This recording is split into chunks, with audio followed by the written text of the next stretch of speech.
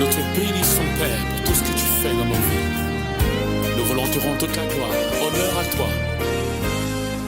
Merci Père. Bonjour, vous allez bien?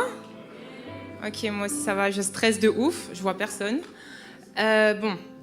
Du coup, pour ceux qui me connaissent, je m'appelle Elsa. Pour ceux qui ne me connaissent pas, je m'appelle Elsa aussi. J'ai 19 ans et donc moi je suis née dans une famille chrétienne. Jusqu'à l'âge de mes 11 ans, on était dans une église où il y avait mon école, il y avait tous mes amis, je connaissais vraiment tout le monde. On partait en vacances ensemble, on faisait des camps ensemble, c'était vraiment mon quotidien. Et le jour de mes 11 ans, pas mon anniversaire, mais quand j'ai eu 11 ans, on a appris en fait que l'église était une église sectaire.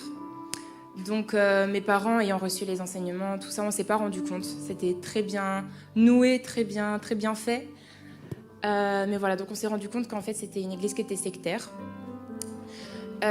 Du coup, à partir de ce moment-là, on a quitté mon église. Donc j'ai quitté l'école, on a tout quitté. Et mon quotidien, il a changé du jour au lendemain. J'avais 11 ans, donc j'avais pas de téléphone pour parler avec mes amis. Je suis arrivée dans une école qui n'était pas chrétienne. Mes parents ont commencé un nouveau travail parce que ma maman travaillait en tant que bénévole à l'église. Donc ma maman, elle a commencé le travail de famille d'accueil. Mon père l'a suivi quelques années après. Et en fait, quand elle a commencé ce métier-là, ça a un peu bousculé tout ce que j'avais l'habitude de voir. Donc j'ai 2 grandes sœurs, et j'ai un petit frère, mais bon, à ce moment-là, il n'était pas né. Donc j'ai 2 grandes sœurs, elles ne vivaient pas avec nous. Donc j'étais vraiment tout le temps avec ma maman, tout le temps avec mon papa. J'étais tellement proche de ma maman que je dormais avec elle. Jusqu'à mes 12 ans, je ne pouvais pas m'endormir sans elle. Mon papa, pareil, j'étais très proche de mon papa. Et quand ils ont commencé ce métier-là, en fait, j'ai eu l'impression qu'on voulait me remplacer. Donc vu que j'avais quitté mon église, j'étais dans une nouvelle école et mes parents avaient fait un nouveau métier, il y avait des nouvelles personnes chez moi, je reconnaissais plus du tout l'endroit où je vivais, je reconnaissais plus du tout là où j'étais. Et j'ai commencé à m'identifier aux personnes que je voyais dans ma nouvelle école.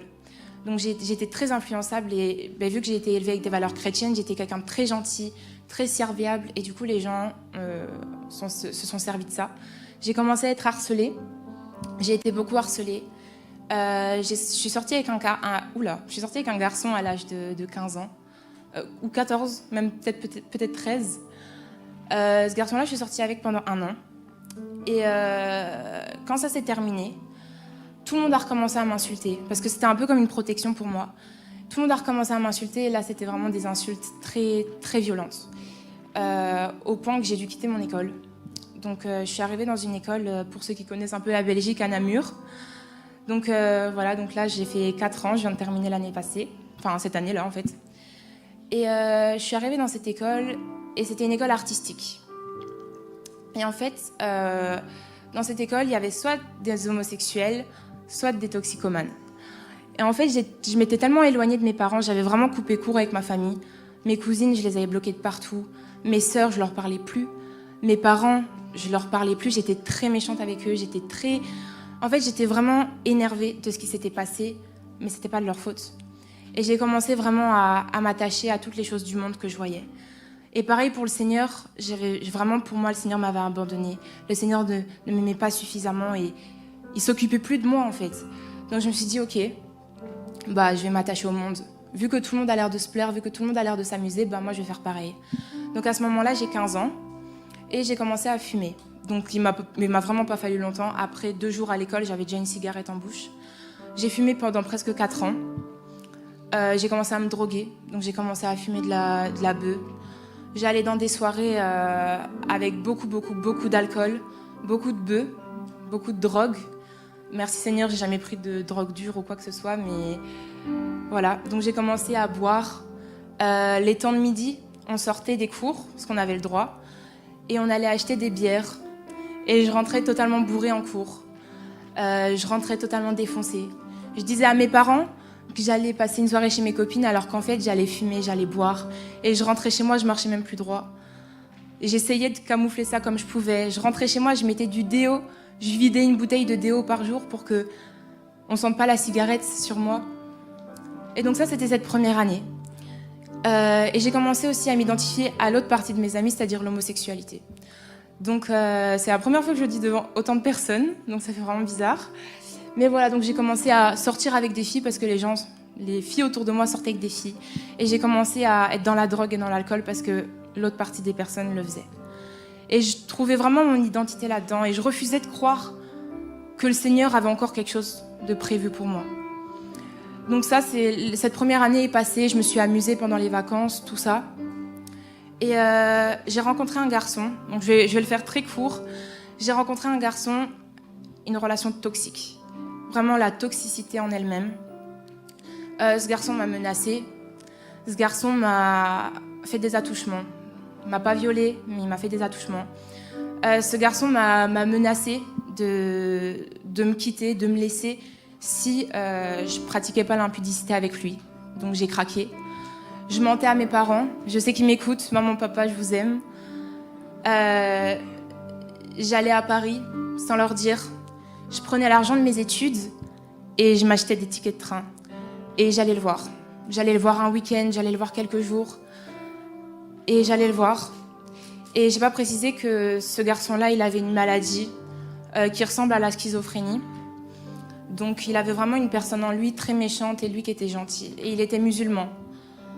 Et donc voilà. Et pour savoir, j'habite à 4 heures de Paris. Comme ça, vous voyez un peu à 16 ans le trajet que je faisais pour aller le voir. En fait, c'était vraiment mon Dieu. Je faisais tout pour lui. J'étais prête à tout pour lui. Je donnais tout pour lui. Je vivais plus. Chez moi, je rentrais à mon appartement, j'avais une bouteille de ketchup. Et vraiment, ce serait vous mentir de vous dire qu'il y a des soirs où j'ai mangé du ketchup juste comme ça. Donc voilà, donc ce garçon-là, ça s'est terminé. Et quand ça s'est terminé, j'étais anéantie. Anéantie parce qu'il avait mes réseaux sociaux, il avait téléchargé toutes mes données. Donc pour ceux qui ne comprennent pas, il a téléchargé tout ce qu'il y avait sur mon compte Instagram.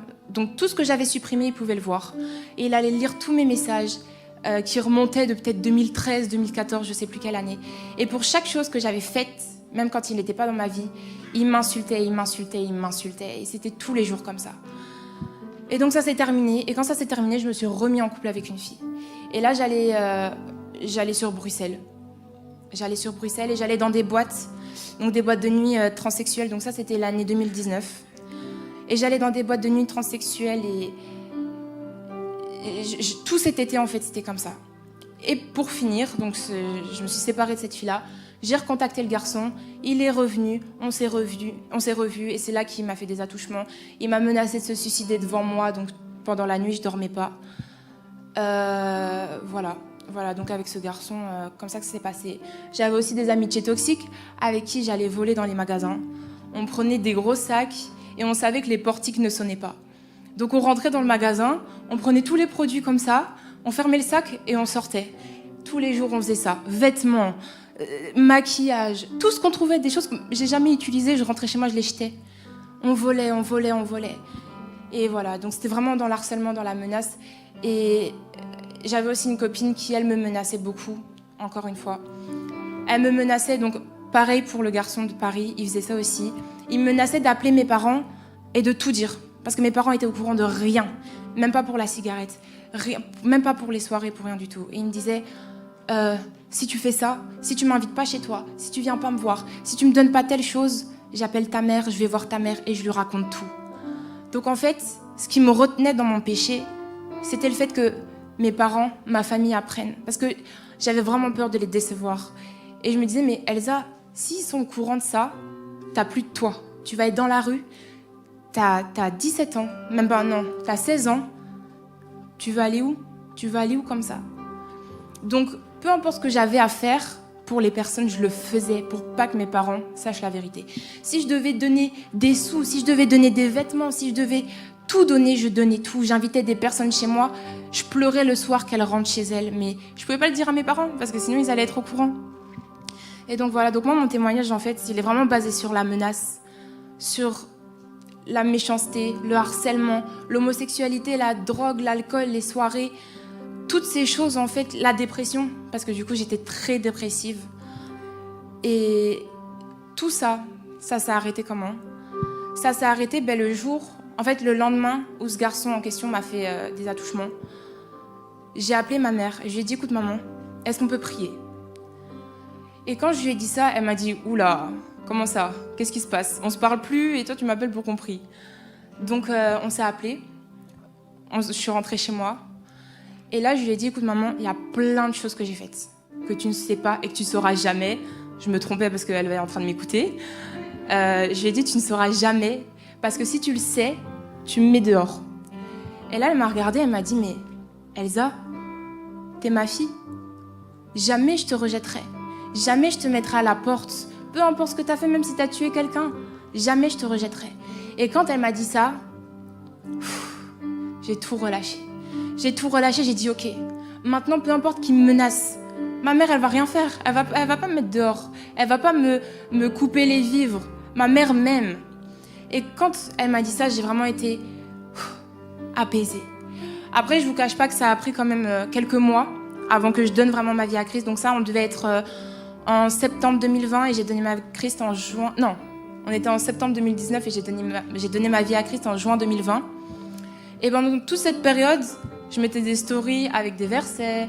Je disais, non mais Jésus veut pas que tu fasses ça. Et moi, je faisais pire.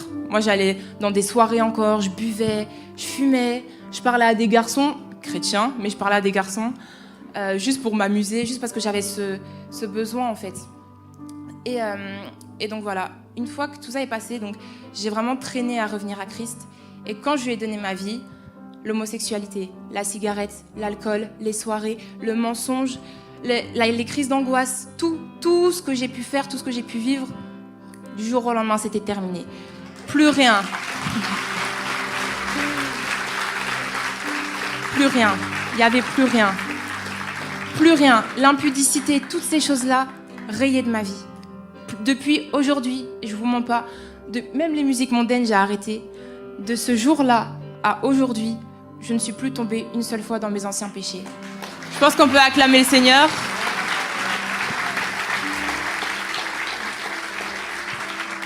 Pour conclure, je sais pas, ça fait combien de temps que je parle. Pour conclure, j'aimerais juste vous dire que je suis passée par plein de péchés en cachette. Je suis passée par plein de sentiments, plein de choses. Alors que j'étais dans une famille chrétienne, alors que mes parents me soutenaient, que mes parents m'aimaient. Comme disait Mathilde tout à l'heure, la famille chrétienne, c'est une très bonne chose, mais ça ne fait pas tout. C'est vraiment toi et le Seigneur. S'il n'y a pas ce pas-là, tu peux attendre. Tu peux rester assis, tu peux attendre. Le Seigneur ne va pas venir ouvrir la porte lui-même, c'est toi qui dois ouvrir. Une fois que tu ouvres, le Seigneur rentre. Mais il ne peut pas rentrer s'il n'a pas les clés. Donc voilà, j'aimerais juste t'encourager.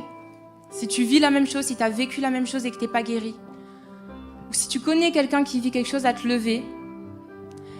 Même si vous connaissez personne, levez-vous. Je vais prier pour vous. Et si vous vous sentez concerné, mettez juste la main sur votre cœur. Ou si vous ne voulez pas que les gens vous voient, le Seigneur sait. Et moi, je vais juste prier pour vous, ok ? Seigneur, Père éternel, Seigneur, tu es un Dieu simple, Père. Donc je crois, Père éternel, qu'avec une simple prière, tu peux restaurer les cœurs. Tu peux guérir, Seigneur, mes frères et sœurs qui sont dans cette salle. Alors, Père, je viens, Seigneur. Je me présente devant toi, Père éternel, et je prie pour toutes ces personnes qui m'ont écouté, Seigneur. Pour toutes ces personnes qui ont la main posée sur leur cœur, Seigneur, ou simplement qui ressentent dans leur cœur, Père éternel, que tu dois agir, Papa. Je prie pour une guérison, Seigneur Jésus. Je prie, Père éternel, que tu viennes guérir les cœurs, Seigneur, que tu viennes soigner les vies, Seigneur, que tu viennes accompagner, Père éternel, que tu viennes montrer que non, tu n'abandonnes pas, Papa, que non, il y a toujours une solution, Seigneur, peu importe le péché, peu importe la tentation, Seigneur Jésus, tu as la victoire, Père éternel. Donc je prie que toutes ces personnes puissent être délivrées dans le nom de Jésus-Christ, de tous ces péchés, Seigneur, de toutes ces choses, Père éternel, que tu puisses les délivrer en ton nom puissant, Seigneur. Et je viens de déclarer que tous les plans de l'ennemi, tous les plans que l'ennemi avait pour ta vie est annulé dans le nom de Jésus maintenant. Merci Seigneur. Amen.